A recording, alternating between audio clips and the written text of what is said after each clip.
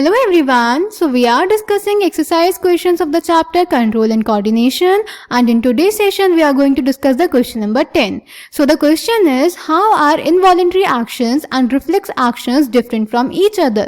तो बेटा इस क्वेश्चन में हमें बताना है कि involuntary actions और reflex actions एक दूसरे से different कैसे हैं. So let's check the answer. तो बेटा जो इनवॉलेंट्री एक्शंस होते हैं उन्हें ब्रेन कंट्रोल करता है और रिफ्लेक्स एक्शंस को स्पाइनल कॉर्ड कंट्रोल करती है. इनवॉलेंट्री एक्शंस में ब्रेन इन्वॉल्व होता है पर रिफ्लेक्स एक्शंस में ब्रेन इन्वॉल्व नहीं होता. इनवॉलेंट्री एक्शंस बेटा स्लो रिस्पॉन्सेज होते हैं और रिफ्लेक्स एक्शन फास्ट रिस्पॉन्सेज होते हैं.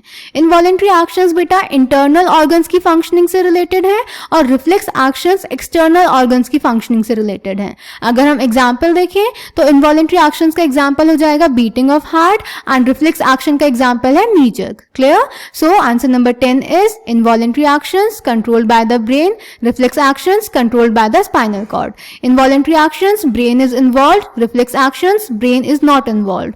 Involuntary actions slow responses, reflex actions fast responses. Involuntary actions related with the functioning of the internal organs, reflex actions related with the functioning of the external organs. Involuntary actions example beating of heart, reflex actions example knee jerk. So I hope this question is clear to you. Thank you.